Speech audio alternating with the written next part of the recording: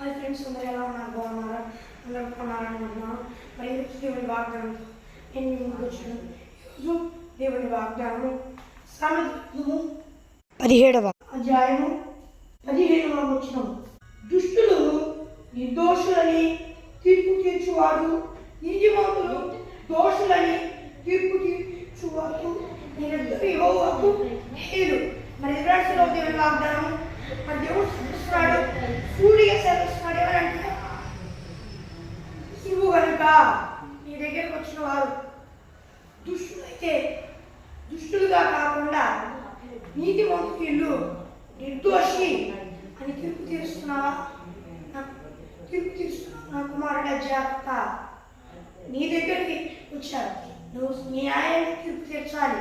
దుష్టులని నీతిమంతులని కానీ నువ్వు నీతిమంతులు దోషులని దుష్టులు నీతిమంతులని తీర్పు తీరుస్తున్నావు.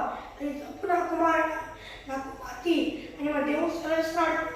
మరి ఎలాంటి పరిస్థితుల్లో ఉండి ఈ వాగ్దానం చూస్తున్నారో నాకైతే తెలియదు. కానీ మరి దోషులు నిర్దోషులని, దోషులు అంటే తప్పుడు పనులు చేసేవాళ్ళు, తప్పుడు పనులు చేసేవాళ్ళని, నిర్దోషులు అంటే తప్పుడు పనులు చేయకుండా నీతిమంతులని అర్థం.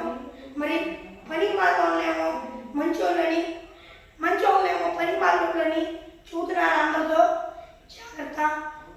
ఏలో మీరు జాగ్రత్త. దేవుడు సెలవిస్తున్నమాట ఆలోచించండి. దేవుడు సెలవిస్తున్నట్టు మీరు దేవుని మాట ఆలోచించి నడిస్తే దేవుడి ఆశీర్వాదాలు మీకు వస్తాయి.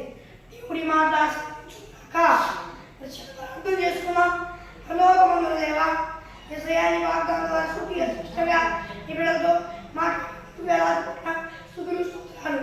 ఈ భూలోకంలో ఉన్న వారందరూ ఈ బిడ్డలందరూ నేను నమ్ముకొని మారు శుభచనం పొందుకొని బాప్తిజం తీసుకొని రక్షణ పొందుకొని జ్ఞాపకం పొందుకొని యేసయ్యా నాయన అభిషేకం పొందుకోవడం సహించి కొనుక్కొని కూడా దారి చెప్తే మరలా మారు శుభచనం పొందుకొని మరలా రక్షణ పొందుకొని జ్ఞాపకం పొందుకొని అభిషేకం పొందుకోవడం సహించి అడుగుతున్నాను నా పరలోకమందున తండ్రి. ఆమె మరి ఫ్రెండ్స్లో దేవుని వాగ్దానం మరి మీ ప్రార్థన వరకు 9 6 3 5 9 6 0 0 9 నెంబర్కి కాల్ చేయండి.